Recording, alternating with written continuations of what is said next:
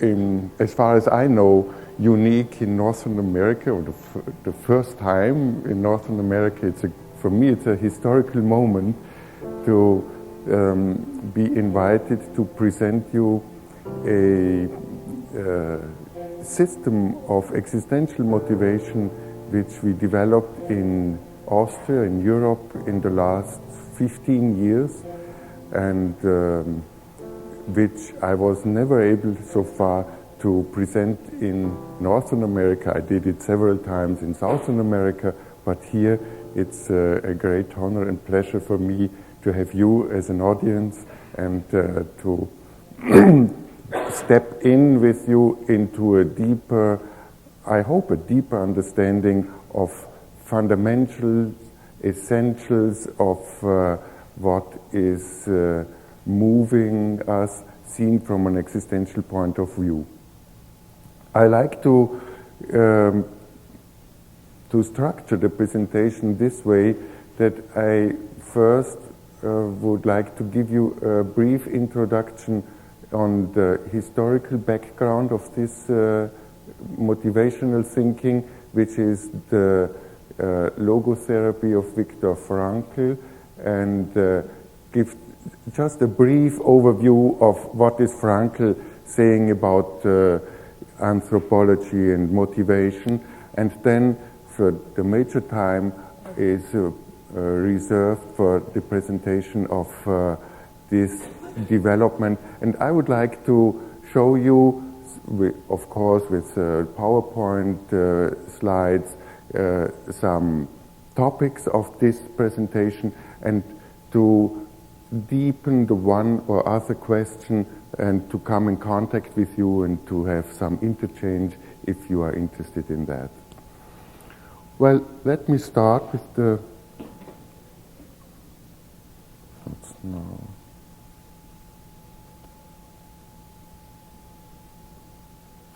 Something happened here. Yeah.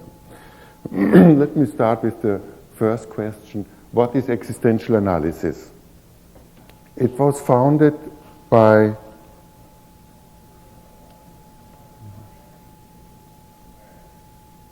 this is the introduction here. Existential analysis, the development, and some cornerstones of existence. And then we go into the specific existential motivation.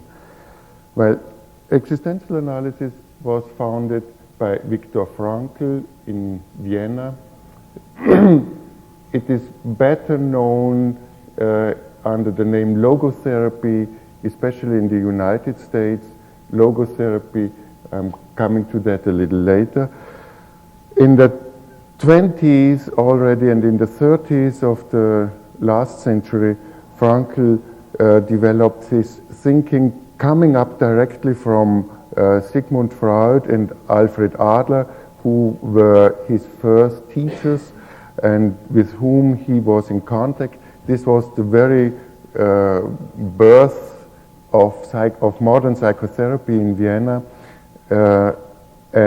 but Frankl was not fulfilled and was not quite satisfied by the analytical thinking, and he thought that something is lacking, especially the search for meaning is lacking in this type of psychoanalytic and individual psychology of Alfred Adler. And he developed logotherapy as a counterweight to psychoanalysis. A counterweight because logotherapy stresses the specific human resources, the potential of the spiritual or the noetic power in man, the potential which means that humans have a potential of choice and decision making.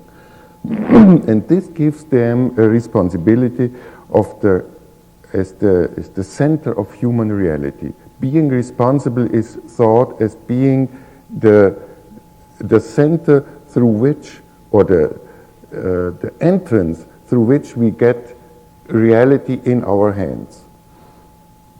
And for practicing decisions, choice, and responsibility, we need a system of coherence of understanding, of being embedded in a greater context. And this is the need for meaning. Without meaning, we are not able to make decisions which are real decisions, that means decisions which provide a certain fulfillment. Frankl developed therefore a philosophical concept of man and introduced logotherapy as a practice. Logotherapy is thought by him as a treatment or a therapy, as the name is saying, a treatment through meaning, which means that in logotherapy, therapists are mainly looking of the lack of meaning and are working about the possibilities where you can find meaning.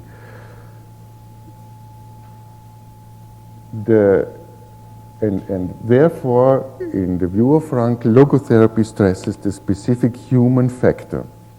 In his anthropology, the human resources are seen as the noetic power, the defiant power of the spirit, as he was calling. That means that we can resist to almost anyhow if we have a meaning. The potential of making choices and decision is deriving from this spiritual or noetic power.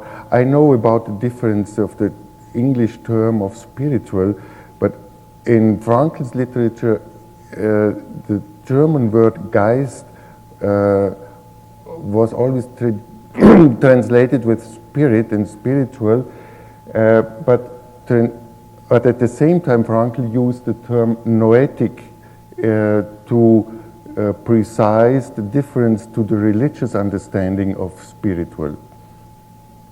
Here there is by no means thought a religious understanding, but it is a concept which is open to any religious understanding, which is not excluding religious understandings. Responsibility is the center of human reality, and this leads to a need of coherence and understanding of meaning. The center of Frankl's concept of man is, or his anthropology, are two terms which he introduced into psychology, the term self-distancing or self-detachment, which means that through his spiritual power, we are able to take a stand toward ourselves, that we don't have to be, that we are not necessarily victims of ourselves, of our drives or wishes or needs.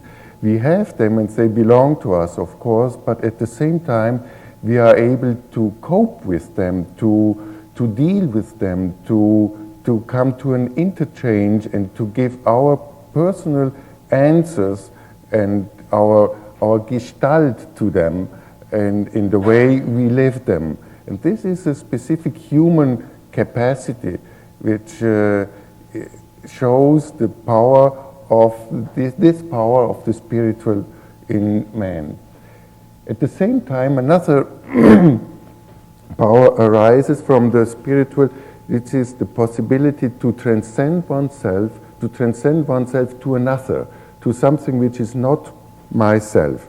Frankl was calling this second outcome of the spiritual power, he was calling it self-transcendence, which means the possibility to transgress, transcend one's own borders.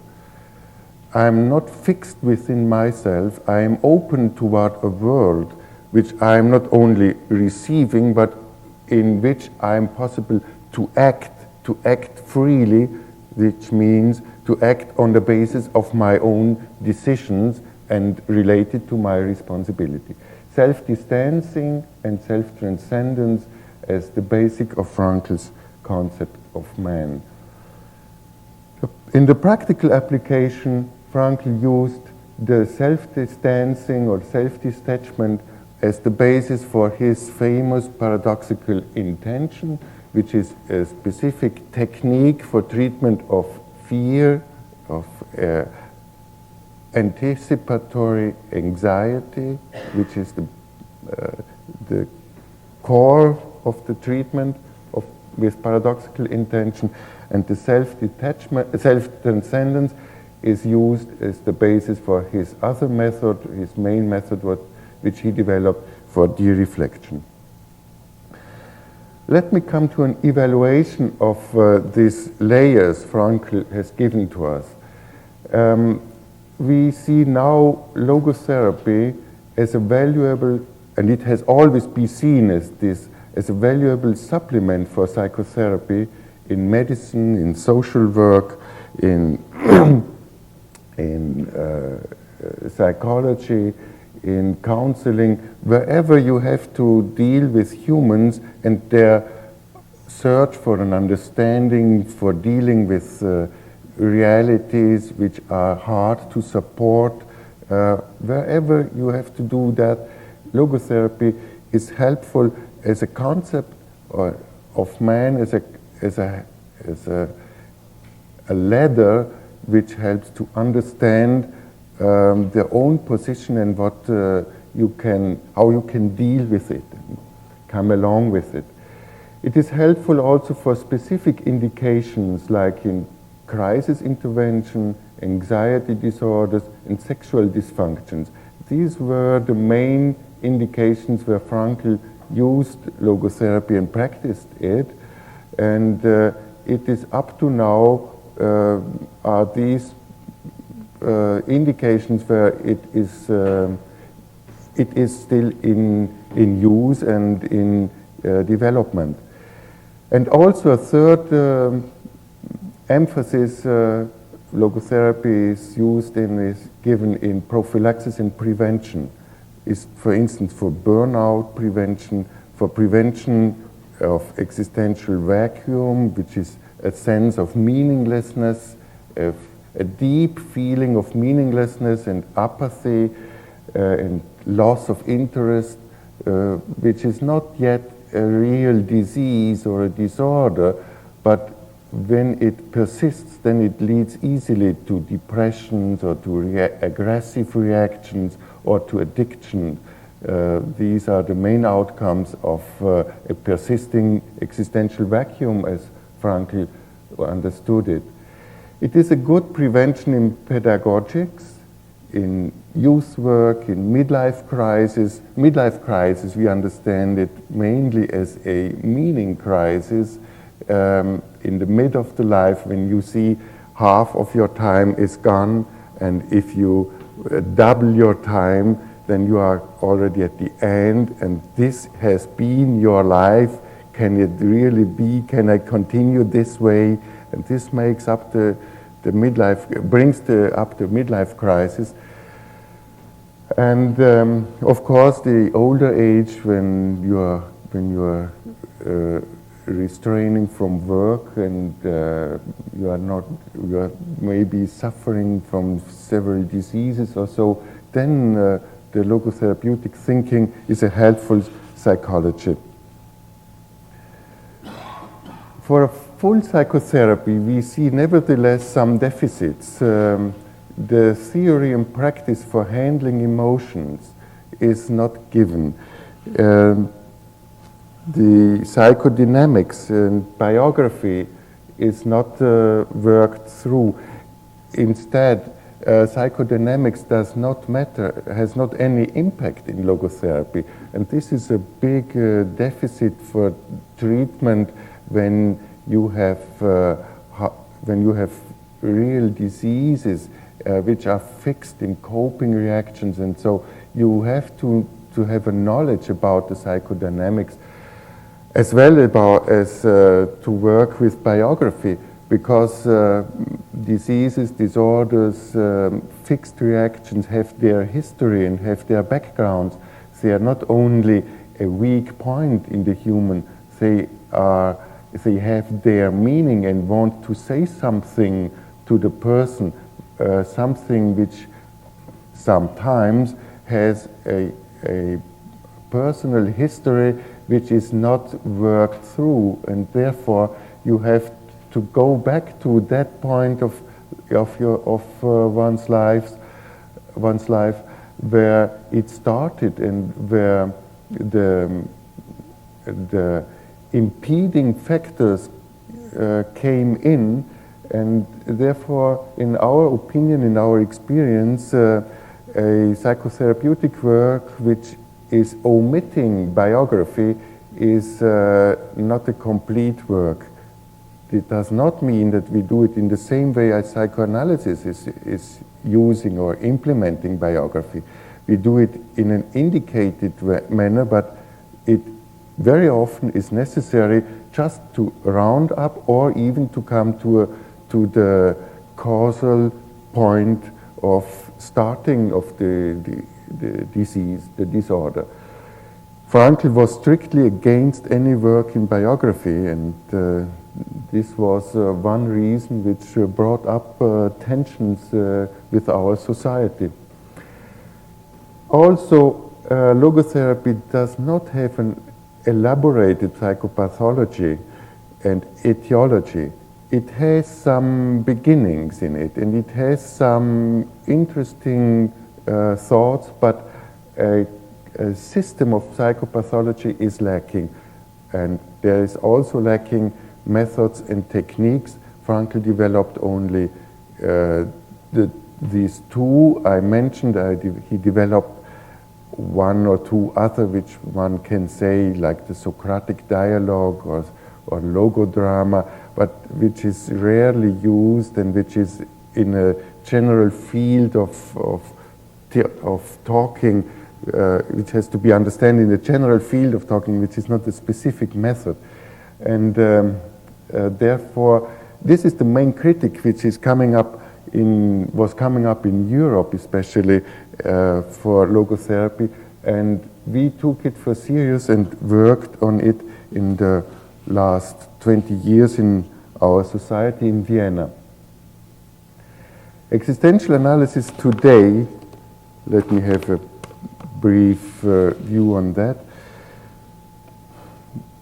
We tried to work, there's a mistake, excuse me, on the theory of emotion and of psychodynamics. Some of them will be very clear in the course of this workshop. A theory of psychopathology and etiology. Also, we will have some glimpse on that in this workshop, how it is interrelated and how psychopathology is related to anthropology, which is very interesting. That how it goes and fits together with the normal functioning of the person and of the activities. We developed biographical work and trauma work.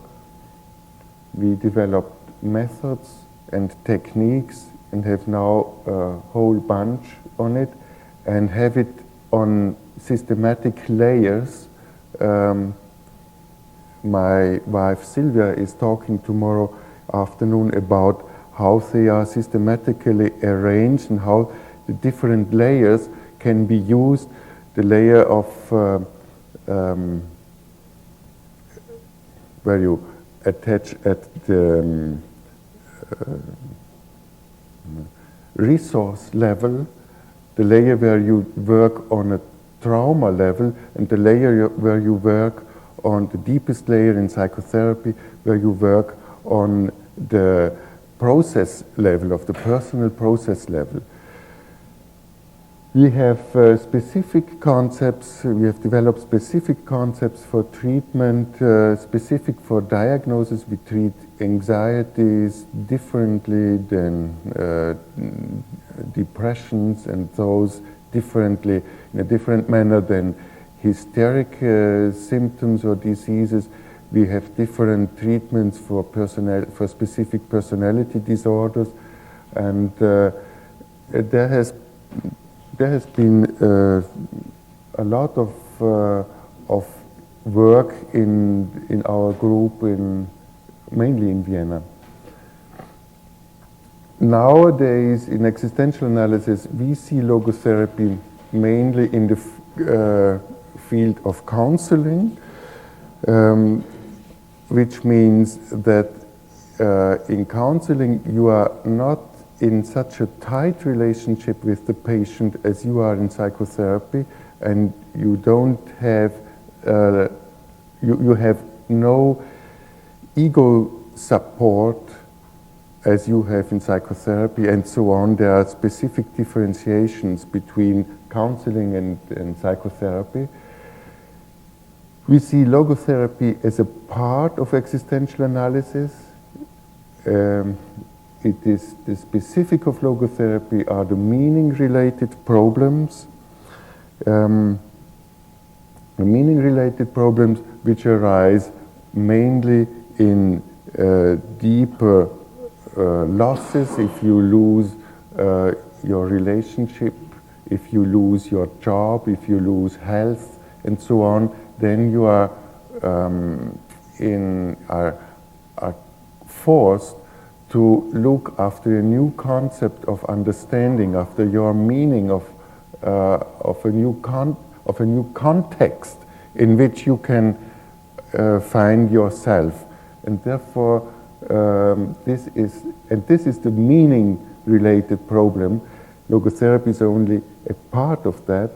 In existential analysis, we see that as an analysis of conditions of life in view of the possibilities, of those possibilities which are worth to be realized.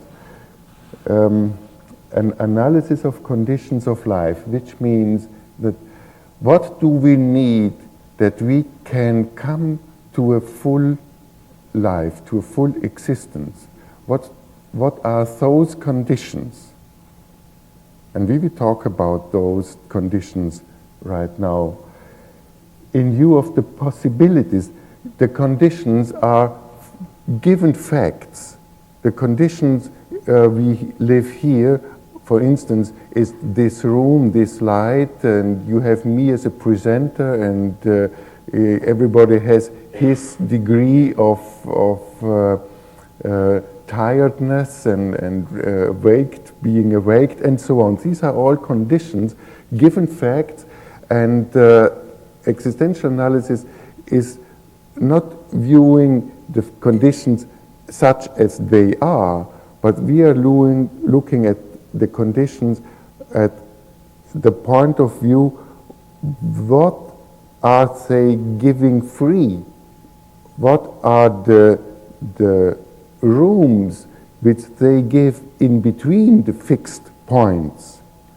So there it is not fixed what we think right now, what we do right now. We can change it. You can ask a question. We change theme. We change the process, and so on. This is all open, but it is based on conditions. And in existential analysis, we look on this horizon. This was a picture Frankl was giving. We look on the horizon. The lower level of the horizon are the fixed givings, the datas, the facts. The upper level is like the heaven, which is the air, which is not fixed, where there is movement, where there is openness. And so we are living always in this type of horizon with given facts and with an openness where things can be changed, where things are in our hands of responsibility.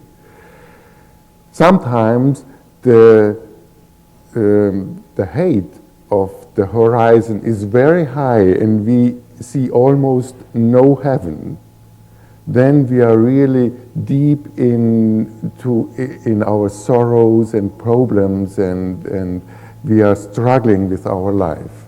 Sometimes we have the horizon lowered and we have even a good overlook over our situation, over our life situation.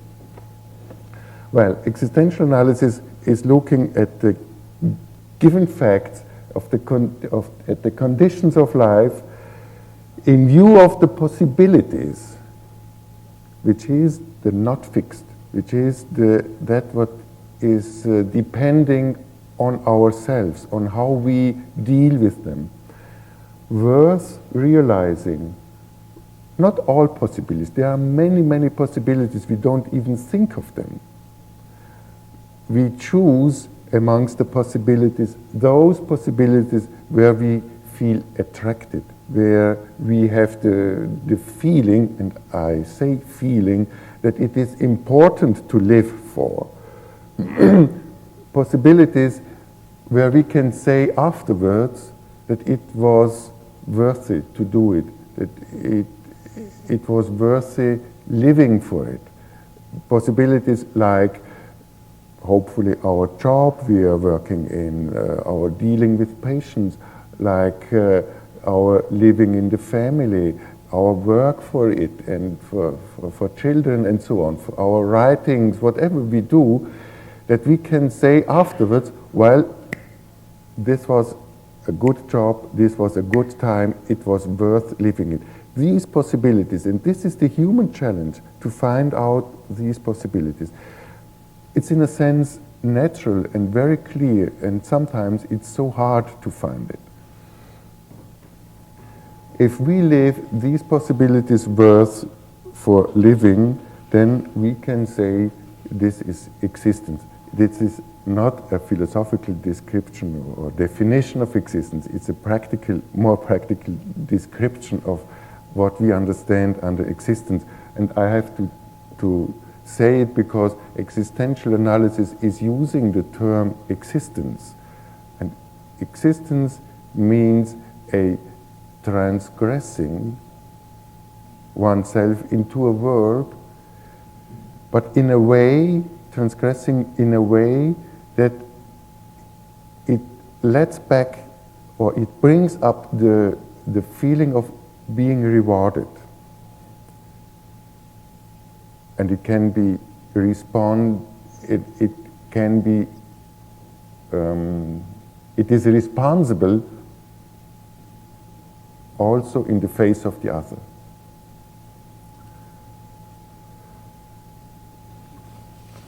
The aim of existential analysis, and maybe this is the aim of all existential psychotherapy, I'm not sure, but in existential analysis, we define the aim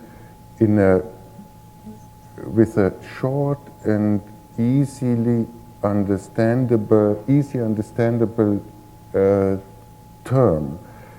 We try to help ourselves, others, to live with inner consent to what one is doing. This means an application of freedom and responsibility. The term inner consent means to take for serious one's own experience, one's own feelings, one's own thinkings, one's own inner consistency in view of the outer world. Inner consent means I give my own yes to what I'm doing right now. I can sit here and talk here without inner consent, thinking or feeling. Maybe it's more a feeling. Sometimes it's more a feeling that it would be better not doing it, being somewhere else, making holidays, etc. And I'm just doing it, feeling forced in a way. Then I'm standing here with no inner real consent, with some degrees of consent, but not with a full consent. A full consent is when we are sitting here and having a inner feeling of, yes, that what I'm doing now is good. It is worth to be continued, or I can stand to them. I can accept it. I feel a yes to to just what I'm doing. And this, yes, this is very, very simple, and it is very complicated. The rest of our seminar is going on this inner yes, and on the manifold layers which are implied in this inner yes. To live with inner consent leads to a reducing of stress. It is well captured in the concept in Medi's concept of hardiness. It gives this, let's say the how do you say it, Fluchtpunkt in German, viewpoint, yeah, where the dimensions, the three dimensions of the room come seemingly together.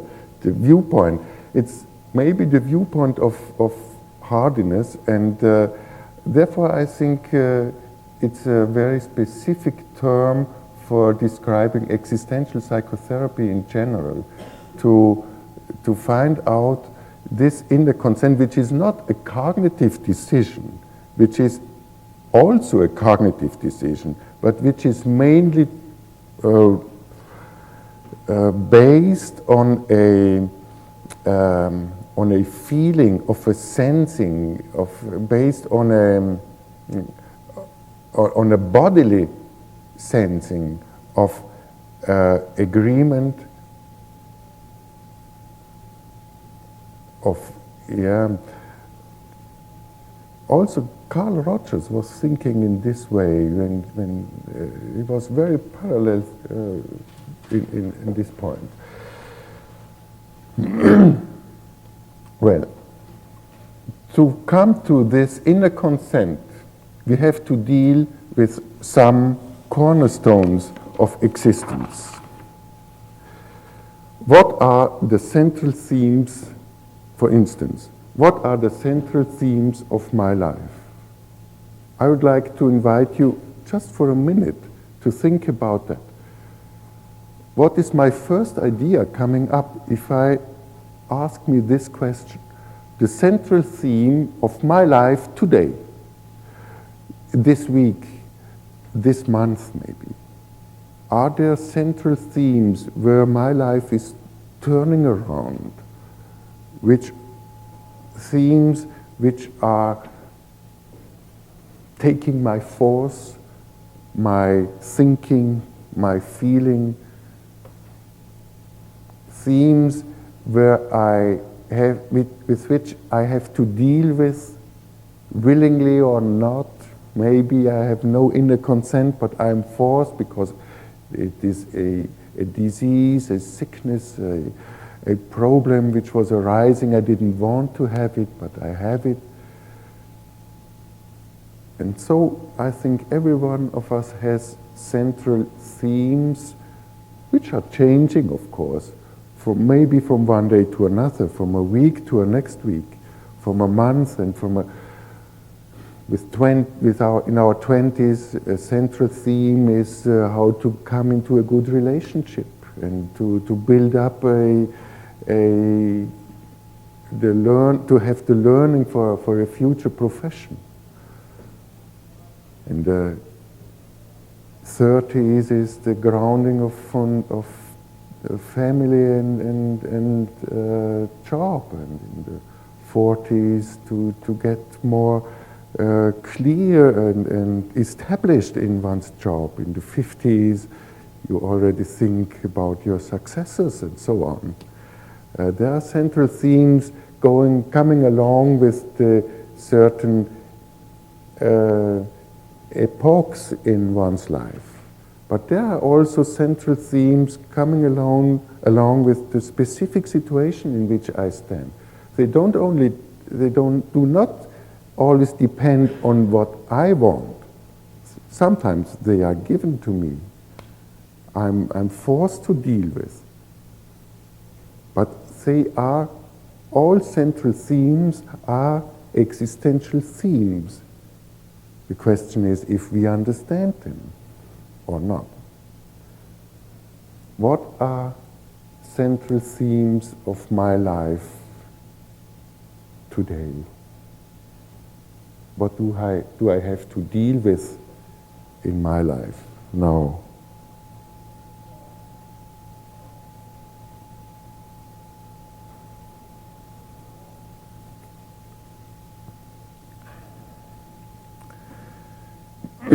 It would take us several times to have a phenomenological look at our central themes and to come through to the essence. And our thesis is that all central themes in a life go back to four realities, four fundamental realities. The one reality is the dealing with the world,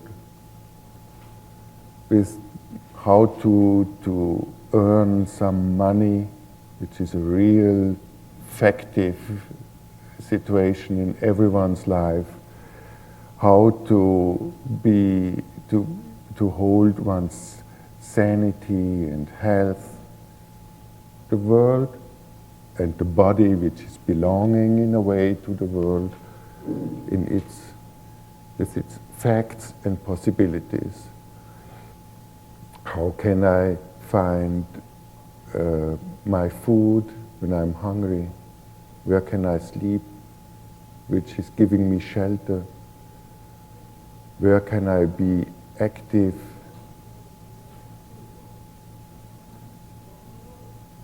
And a good deal of our life is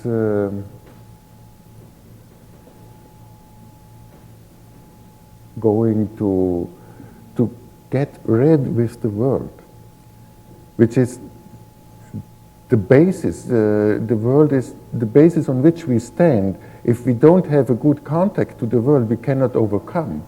It's a very simple fact. If the world is stronger than I am, I can't live any longer. I must find my way. The way is an openness within the world where I can go along. I don't have to climb all the mountains, but I have to find my way, my openness to come through these realities. Another fundamental reality with which everyone is dealing in his entire life is life itself, which means that we are not only stones, in senseless stones or feelingless matter, reality. We are embedded in a life, and we take part at the life, which means we are born, we are growing, we are maturing, we are getting older, and we are disappearing. We are embedded in a time, and therefore we are always related. Our living means being related. We will see it later on more closely. Being related and having feelings. Being alive is something different than only different to the computer thinking.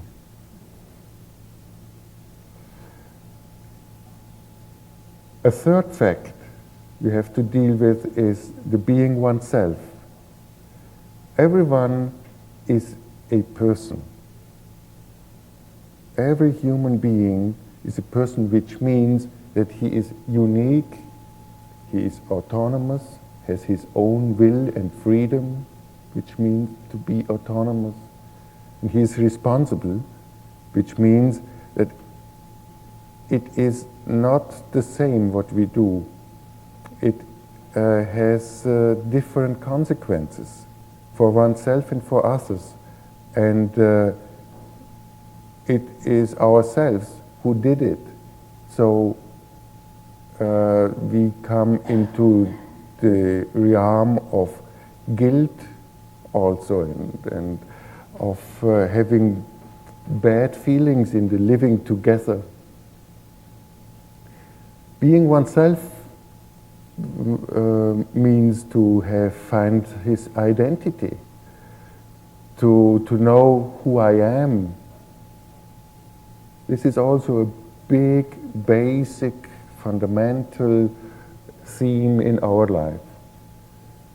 And we only found 4 basic themes or fundamental realities. The fourth is the meaning context, to deal with the wider context in which we are standing. The wider context is why we are sitting here, for instance. This is not just for sitting here. It means more. We do it for something which is not the situation itself, which belongs to other situations, to other contexts we are standing in. So we are all dealing with a wider context which is open us our future. Future is our wider existential context. Not in terms of room, but in terms of time. And the becoming as a central theme, Victor von Weizsäcker, for instance, took it as central as Frankl took the meaning concept in his existential thinking. The becoming, which derives from one's own activity, which is not only a physical process of growing and maturing, deriving from life. The becoming is the shape we are giving to our life and to ourselves through our decisions. What are the consequences deriving if these are really the fundamental realities of existence? The realities lead to a continuous, uninterrupted concern with them. If they are really basic, we are continuously concerned with world, life, being oneself, and future or context. It leads to an exchange and dialogue of dialogue. It leads to an understanding and deepening. We need to have an understanding of the situations we are. And we need to have an understanding what is going on in the world, what is doing with my life, what's an understanding of myself, who I am, understanding of what I'm living for, an understanding of my future. And a deepening, a continuous deepening, coming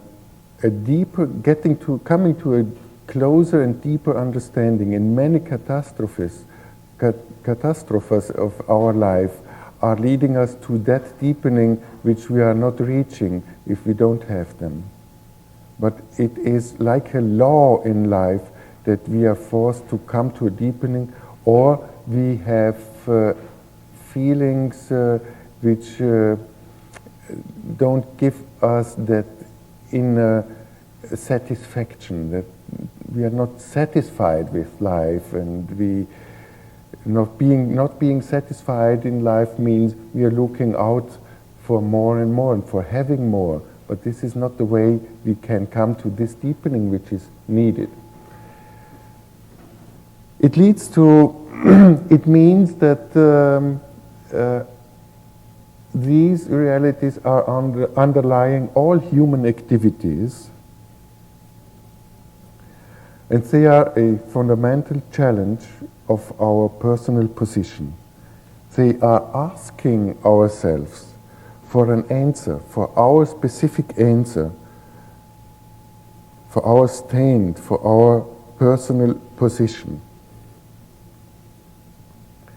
The result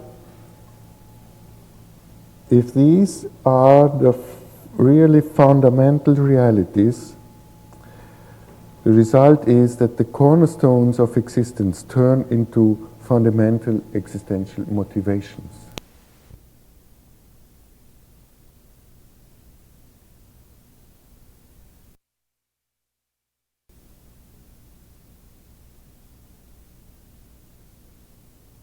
In the case, they are really underlying all our activities and our being in the world. Then we are always dealing with them, and then it means they are moving ourselves. In every decision, in every reaction, we find them. Not always in the same combination. Sometimes one reality is the foremost, the most important reality, but sometimes they are all four together in the same degree. Let me now come. Is this clear so far, or do you have questions?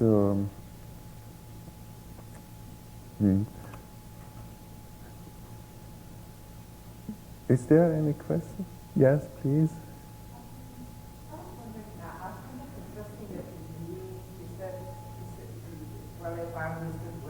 Yeah. And with meaning, it would be asking to psychoanalysis that we have to have a good knowledge of it in order to, and I see it as being able to stand by itself, like it doesn't need anything else, and if anything, I see Logotherapy and meaning, existential meaning, closer to emotional, rational type of therapy or philosophy. Or have I misunderstood? Maybe I misunderstood. Maybe I was not clear in this point. I would not link logotherapy to psychoanalysis. Psychoanalysis was the historical background. Frankl was in correspondence with Sigmund Freud and so on. And not being entirely happy with Freud's psychoanalysis, he was developing logotherapy as a counterweight to psychoanalysis. So it is right on the opposite to psychoanalysis. Yeah. Because I see it as standing by itself. Yeah, like it's standing. I see it very, That's right. Yeah. Developmental right now, I see Yeah. it as a strong Yeah. way of Yeah. thinking. That's right. It was just coming up from that need to bring in central human topics like term of meaning into psychotherapy, which was not the case in psychoanalysis at that time. It has changed nowadays. The term meaning is used also in psychoanalysis, in ego psychoanalysis, for instance, Kohut and Kernberg, and so there are different thinkings nowadays, also in psychoanalysis. Yes, please. Thank you.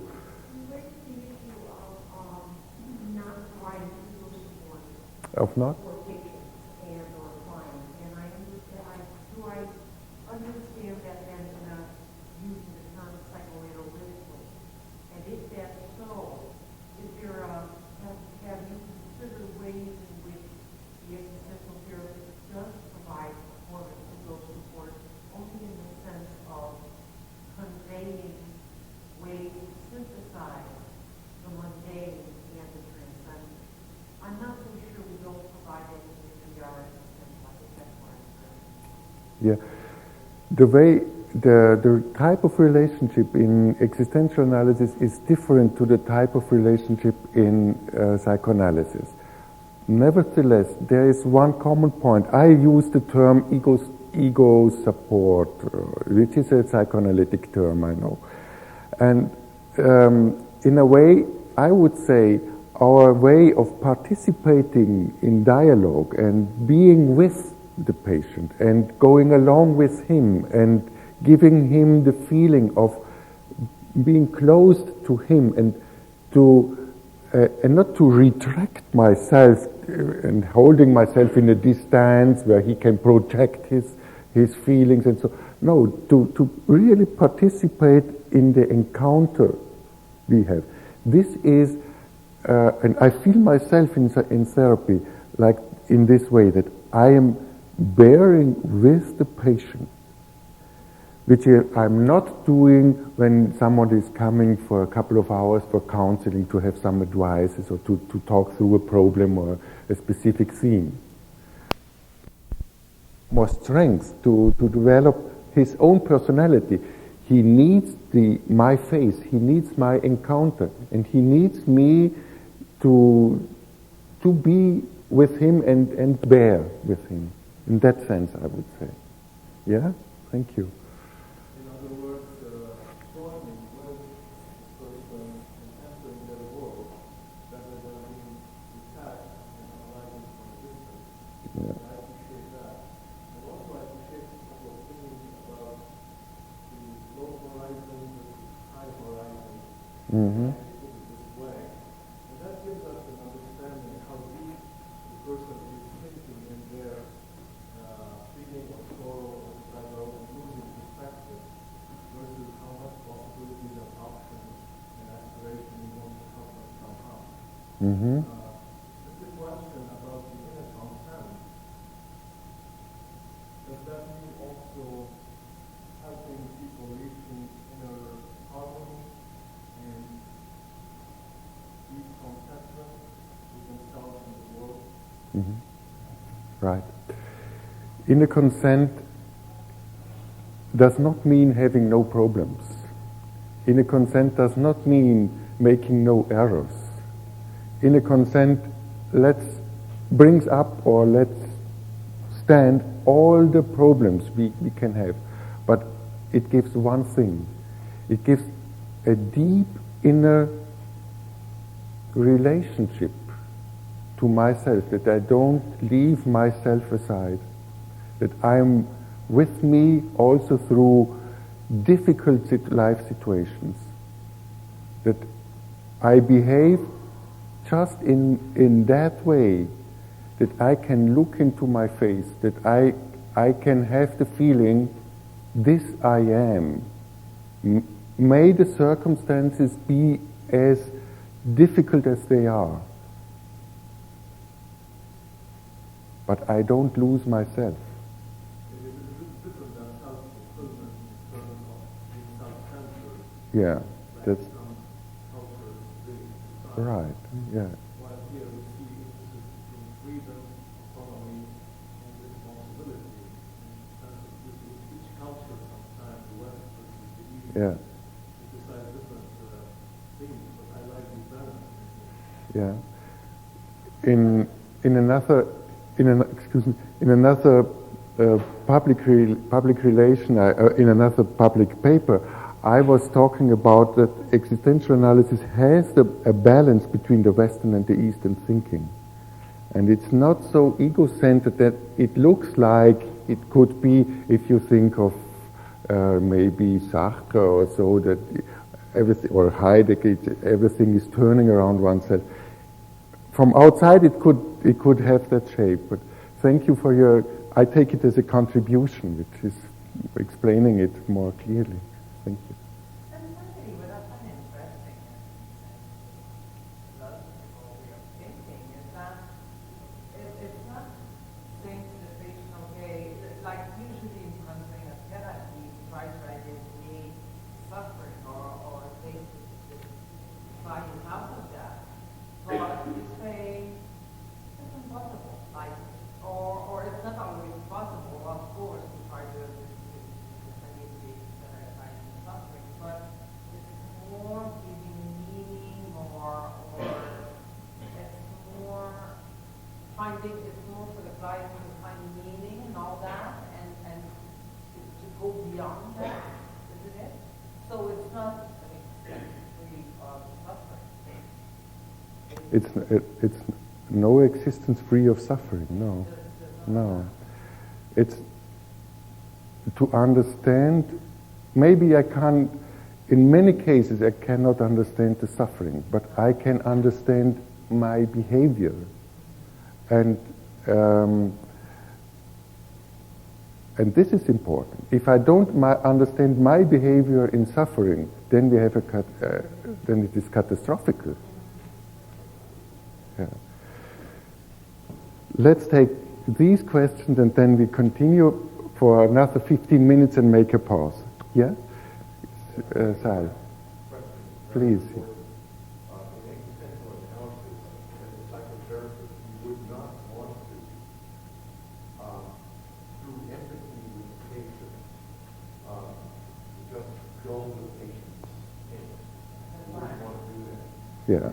Obviously, it's good to be able to live with, a minimum of pain, but the way to accomplish that in existential analysis, what you would say, is to help the person understand the underlying basis of the pain, Mm-hmm. which then provides a way for either accepting it on the patient's part or doing something about it. And even if you don't understand it, or even if, you have to accept it, and then from then on you make a decision. Existential therapy gives hope into the person's potential in making decisions and taking over their own life. So even if you don't understand, we don't understand, but I have to go to that grief, and let's make the best out of it, as much as I can, and give hope to the patient that they can do something of they can give some meaning and get something to get from. No? Yeah, it is difficult to give hope. Sometimes you can give hope by giving a new view of what is going on. Right. There is a difference between the religious ministry and psychotherapy and also logotherapy. And the religious ministry has other possibilities, and we should take clear differences. There is also another possibility to give an antidepressant, and so you have many possibilities. One is psychotherapy or logotherapy, and giving hope can come with a new view on what is going on, but also just by going into a grief process, and then something is coming up, a new feeling for what is going on, and mainly this new feeling is if I enter in a new relationship with myself, then I'm able to have another relationship with my world, with my changed world. And this is giving me hope. Having the feeling, we come to that when we are speaking about the life. On the grief process. Well, yes, please. It seems to me that many times the first decision that the client will make is whether they want to do this work. Because many clients who are very anxious don't want to experience pain Mm-hmm. Mm-hmm. ongoing way, or to consider many more possibilities, which makes them more Right. Yeah. Mm-hmm. So perhaps the first lesson that It's just to accept it. is whether they really want to do this kind of work, because it's longer and there's more suffering. Exactly. Exactly. Sal, is that...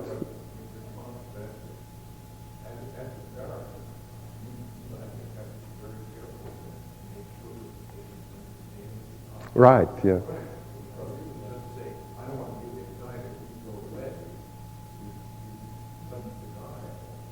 We are...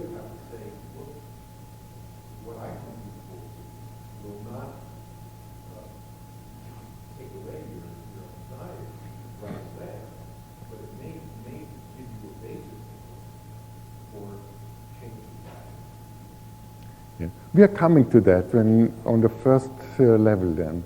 Yes, please. It appears to me that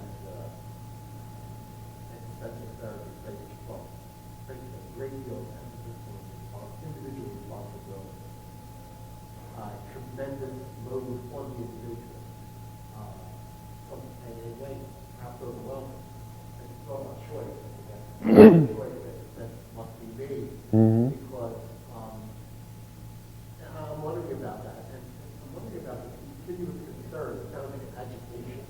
like somebody like continuously, now I agree with it in a way, and I understand what you're saying, but it's almost like there's an anxiety inherent in existentialism in your way of thinking. Almost a, because it's constantly concerned, you're going to be anxious, you're going to be, concerned, Yeah. I'm wondering if there's no balance there with contentment and seeking for peace and seeking for contentment. There seems to be more of a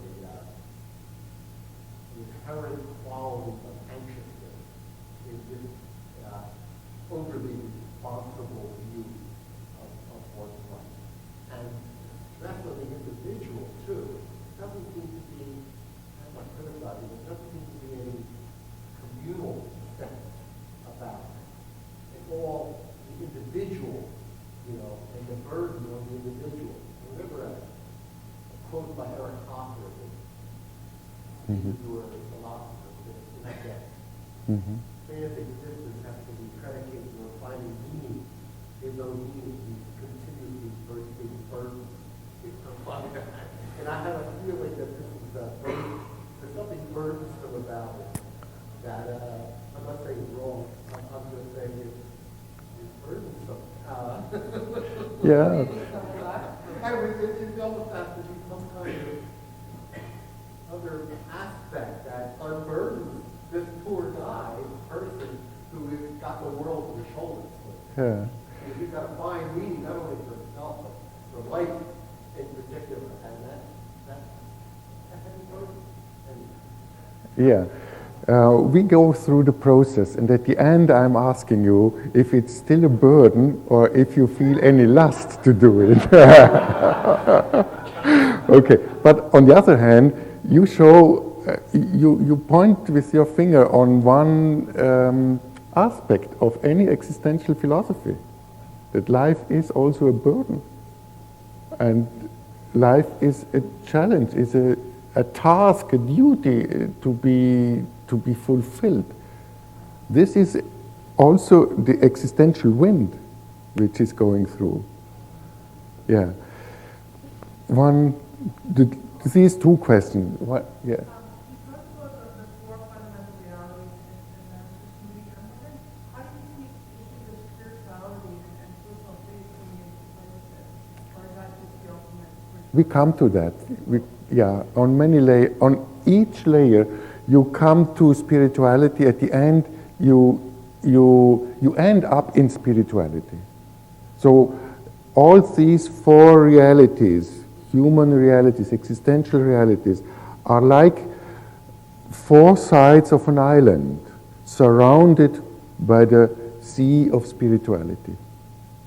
And normally we live in the middle of our island. And sometimes we go to the seashore, and then we see, especially when we are forced, we go there, or when we are deepening ourselves, then we see how this reality we are dealing with, world, life, etc., is related to a deeper reality which is transcending this where we are standing.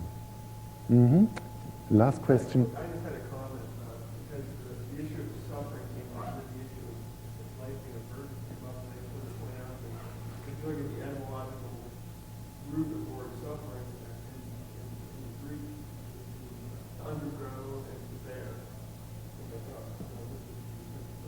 The life is a burden to bear, a burden to undergo something. But I was thinking, in the sense of undergo, in the sense of which one is devoted, which one feels, and is active.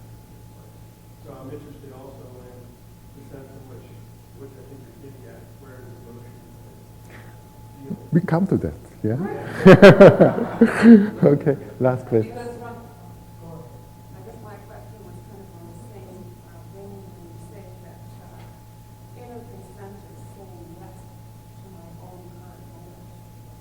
And that also includes all negative emotions in the subjective way, all negative emotions, all the Mm-hmm. So inner consenting would be ownership, Mm-hmm. and that would definitely be a chance. Mm-hmm. To make it to my own, to make my life, to my feelings, my reality, to my own. To my ownership, and that's Yeah, that's own. That is the task. Yeah. Mm-hmm. Well, let me continue, and I think many questions will be answered. Is it okay if we continue for another 15 minutes and then we make a break? Okay. The existential motivations, we enter now into these 4 motivations. To say the first existential motivation is the dealing with the fundamental condition of existence. Our first task is to develop our ability of being, or to implement our innate ability of being in this world. The question is, what makes it possible that I can be in the world? Or another question, on which do I rely being in the world? What does holding me, supporting me? Therefore, the basic question of existence is simply this. I am. This is a fact. Maybe I don't want it, but I'm here. Maybe I never wanted to be here, but it's a fact. I am here. This is a big challenge. I am. Maybe I am grateful, and maybe I'm happy, and I love it to be here. Nevertheless, both starting points lead to the same issue. The issue, can I really be here? Can I be with my partner, relationship? Can I be on this working place? Can I be with my body, my health, my sickness, my handicap? Can I really overcome life, this existence, this situation here, can I be suddenly being pregnant with this pregnancy? Can I be in my economic situation? Can I be having this family, etc., etc.? There are so many facts we are embedded, thrown into, as existentialists, some existentialists say, or put into. There are so many facts, and they all arise the question, can I be with them?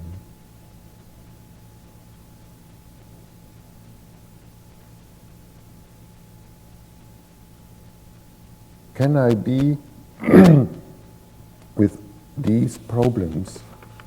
And can I be with these donations, gifts, and whatever? Why does this question arise? This is a basic in existential philosophy, of course, because nothing is secure. There is no security in life. There is no warranty. We have to live with uncertainty. And uncertainty means it's not guaranteed that you come through.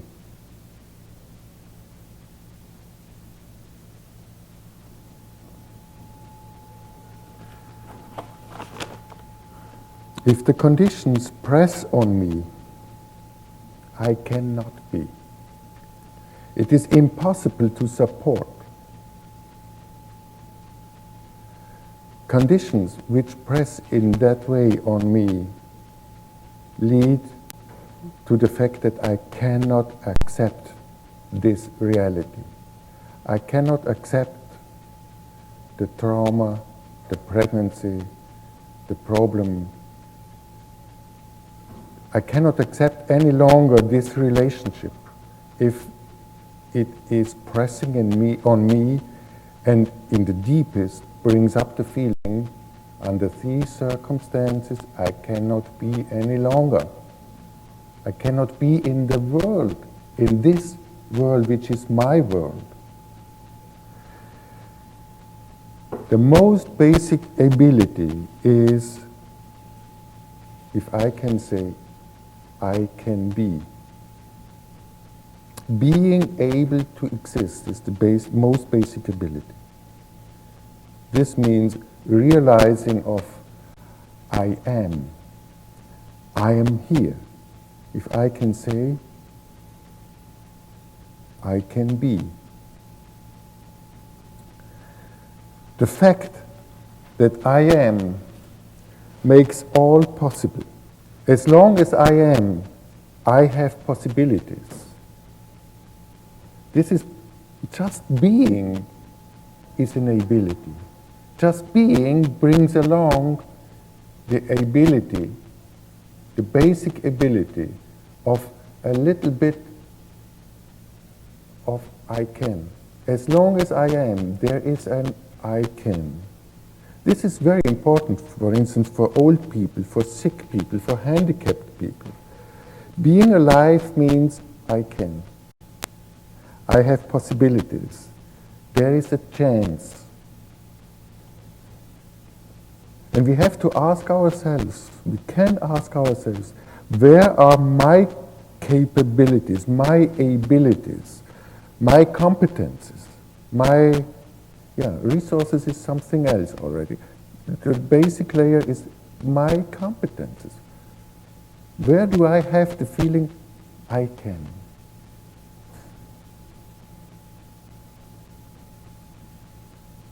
This brings then along the resources of being in the world.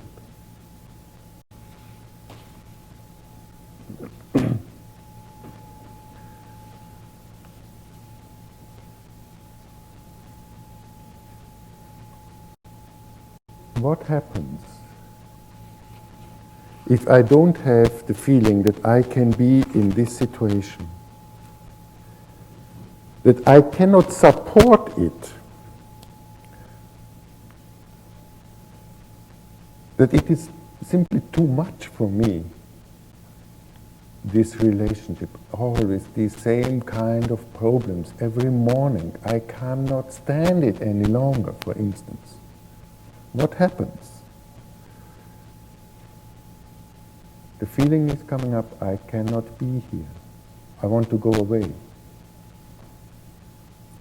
I cannot be here, this means in this world, if the world is alike. This is a very deep feeling of not being able to be.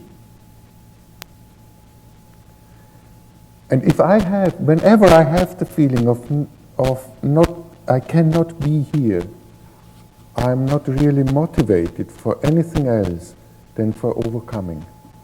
Therefore, this is the first or the most fundamental existential motivation. To secure the overcoming, to secure the possibility of the chance of being, to continue to be. If I cannot be, my motivation is blockade. And anxiety is arising. Anxiety is the corresponding feeling of not being able to be here. Any motivation is based on that I can or I can be.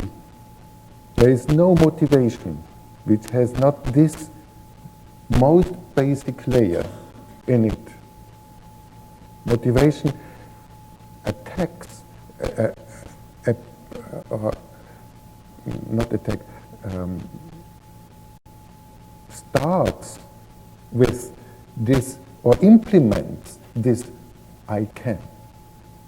Any motivation is a sort of I can.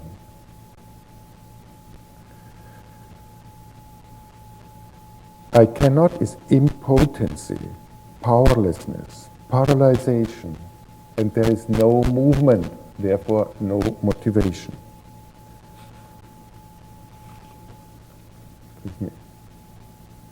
I can is laying on two legs or standing on two legs. To have enough power on the one hand and to have favorable circumstances, circumstances which allow that I can be, which admit a being here. The one, the first, or on the left side, the power side is the intrinsic side of I can. The circumstances is the extrinsic, the outer side. The power side means I am strong enough that I can endure, that I can bear, that I can support, that I can stand. This changes within life. Sometimes we are very tired, or we are sick, or we are depressed, and we don't have much power. And so we cannot support that much. And in other periods of our life, where we have much more power, where we feel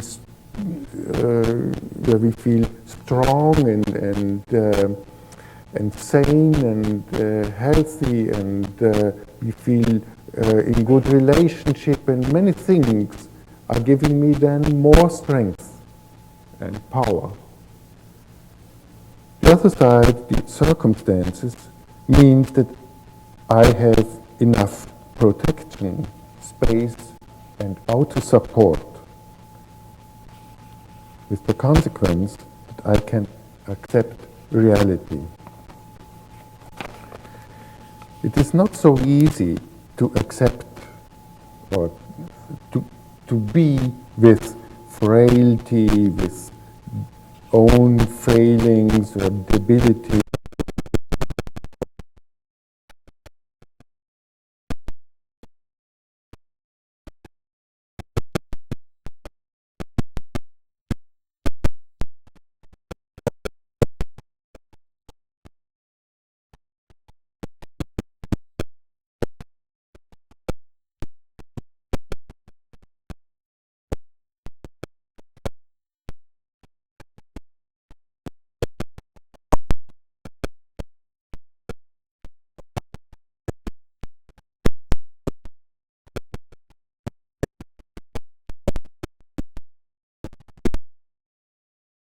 Of failed. But this is but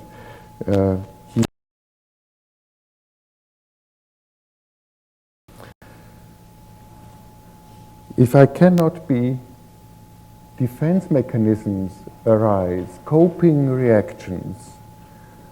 What do we mean with coping reactions of protection? To secure overcoming. Reflexes, psychodynamic reflexes. Coping reactions are not decisions. They are not causal copings. They are just reactions to secure the situational overcoming.